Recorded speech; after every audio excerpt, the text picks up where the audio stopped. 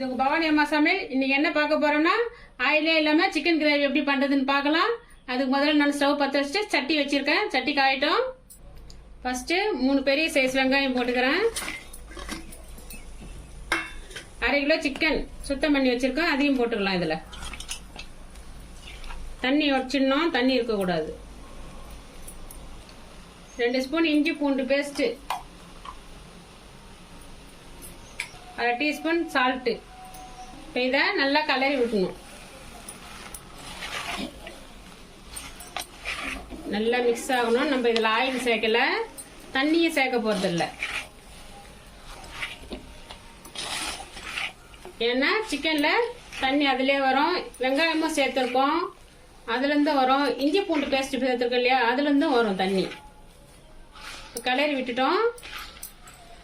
இது 10 நிமிஷம் அப்படியே இருக்கட்டும். மூடி போட்டு மூடிடலாம்.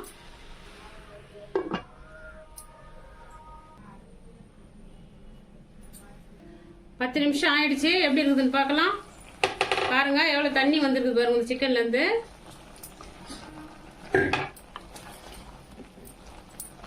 அடுத்து தக்காளி பெரிய சைஸ் ஒரு 3, மிளகாத்தூள் 1/2 டீஸ்பூன், மஞ்சத்தூள் 1/4 டீஸ்பூன், கரம் மசாலா 1/4 டீஸ்பூன், ஜீரகம் 1/4 டீஸ்பூன், தயிர் 2 ஸ்பூன்,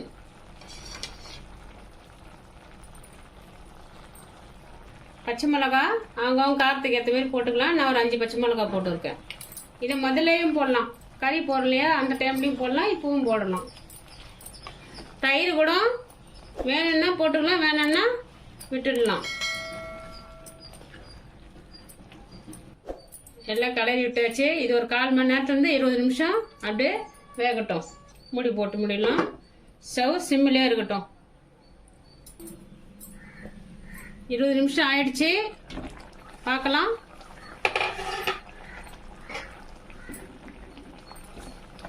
நல்லா வெந்து வந்துருக்குது. தக்காளி போட்டோம்லையா எல்லாமே குழஞ்சி இருக்குது.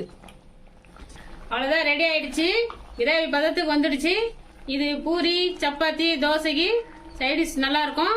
உங்களுக்கு கொஞ்சம் ட்ரையா வேணும்னா இன்னொரு 5 நிமிஷம் ஓப்பன்லேயே இருக்கட்டும். ஒரு 5 நிமிஷம் மொத்தம் பார்க்கலாம். அவ்வளோதான், ரெடி ஆயிடுச்சு. ஆயில் இல்லாம தண்ணி இல்லாம ஒரு சிக்கன் ரெசிபி ரெடி.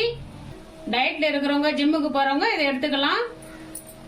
இதே மாதிரி நீங்க வீட்டுல செஞ்சு சாப்பிட்டு பார்த்துட்டு எப்படி வந்ததுன்னு கமெண்ட் செக்ஷன்ல சொல்லுங்க. இந்த வீடியோ பிடிச்சிருந்தா லைக் பண்ணுங்க, ஷேர் பண்ணுங்க, சப்ஸ்கிரைப் பண்ணுங்க. நன்றி, வணக்கம்.